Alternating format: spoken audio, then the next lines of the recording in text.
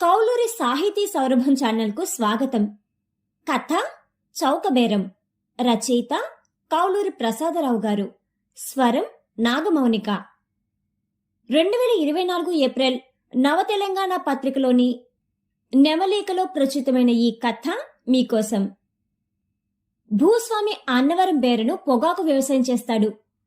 దానికోసం నారుమల్లు కట్టి నీళ్లు చల్లడానికి 4 టిన్నులు కొని పాలేరుకు అప్పగించాడు. పాలేరు మల్లకు తడివేసి మధ్యాహ్నం భోజనానికి ఇంటికెళ్లాడు. తిరిగి వచ్చేసరికి టిన్నులు కనిపించలేదు. గాభరాగా అన్ని చోట్ల వెదికాడు. పక్క పొలంలో పనిచేసే కూలీలను వాకపు చేశాడు. అయినా ప్రయోజనం లేకపోయింది. యజమాని తనని తిడతాడని, వస్తువుల ఖరీదు తన దగ్గర వసూలు చేస్తారని దిగులుపడ్డాడు. కొన్న మర్నాడే టిన్నులు చోరీ కాబడటంతో చెప్పరానంత ఆగ్రహం కలిగింది రైతుకి. వాటిని ఎవరూ దొంగిలించరు గనుక నీటి గోతుల దగ్గరే వదిలేశాడు పనివాడు. జరిగిందేమంటే, అతడు భోజనానికి వెళ్లిన కాసేపటికి పొరుగువాడైన గోపాలం దారి వెంటపోతూ మధ్యాహ్నపు ఎండలో తలతలలాడిపోతున్న టిన్నులను చూశాడు. అక్కడ ఎవరూ లేకపోవడంతో వాటిని కాజేయాలనే దుర్బుద్ధి పుట్టింది. అటు ఇటు చూసి ఎవరూ గమనించడం లేదని రూఢిపరుచుకుని టిన్నులను తన చేతిలో ఉన్న కర్రకు తగిలించి భుజాన వేసుకుని చక్కా పోయాడు. కాసేపు పాలేరుని మందలించి ఆనక కోపాన్ని దిగమింగుకున్న అన్నవరం జేబులోంచి డబ్బులు తీసి పాలేరుకిచ్చాడు. నీరు లేకపోతే మొలకలు ఎండిపోతాయి, కొత్త టిన్నులు కొనుక్కురా, నేను వేరే పని మీద వెళ్తున్నాను అని పురమాయించాడు. అతడు బెంగగా ఇల్లు చేరి బట్టలేసుకుని బయలుదేరుతుంటే గోపాలం పలకరించాడు. ఎక్కడికో ప్రయాణం, పైగా విచారంగా ఉన్నావు, ఏదైనా దుర్వార్త వచ్చిందా అన్నాడు సానుభూతిగా.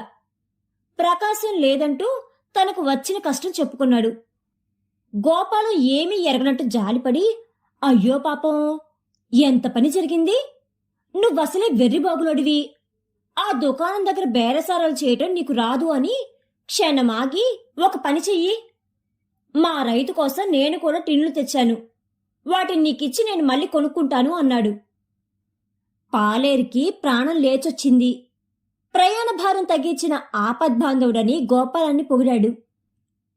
టిన్నులను పరిశీలించి అవి కొత్తవేనని తృప్తిపడి డబ్బులిచ్చి టిన్నులు తీసుకుని ఆనందంగా వెనుదిరిగాడు. సాయంత్రం వచ్చిన రైతు టిన్నులు కొని సకాలంలో తడిపెట్టినందుకు సంతృప్తి చెందాడు. పాలేరు హాయిగా నిట్టూర్చబోతుండగా రైతు టిన్నులను పరీక్షించి ఉలిక్కిపడ్డాడు.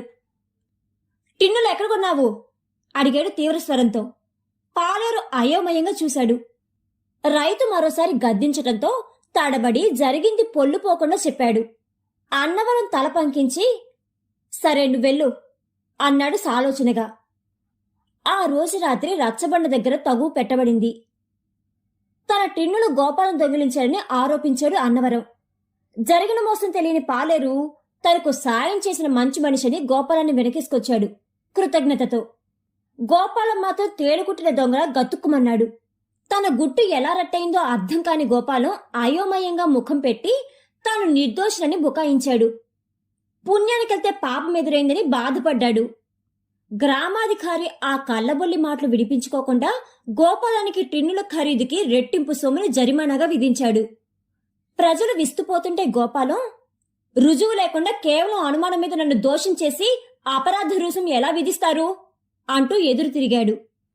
గ్రామాధికారి ఒక టిన్నును పైకి చూపి పట్టుకునే కాడ కింద పరికించమన్నాడు. చూసిన వారికి అక్కడ ఏ అనే అక్షరం కనిపించింది. అన్నవరానికి తాను కొన్న ఏ వస్తువు మీదైనా తన పేరులోని మొదటి అక్షరం రాయటం అలవాటు.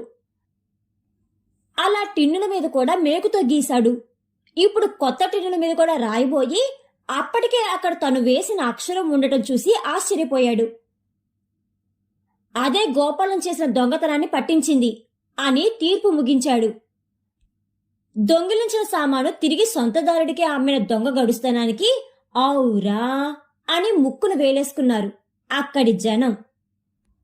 కౌలూరి ప్రసాదరావు గారు రచించిన చౌకబేరం అనే ఈ కథ కనుక మీకు నచ్చినట్లయితే please like, share, subscribe to Kauluri Sahiti Saurabham channel.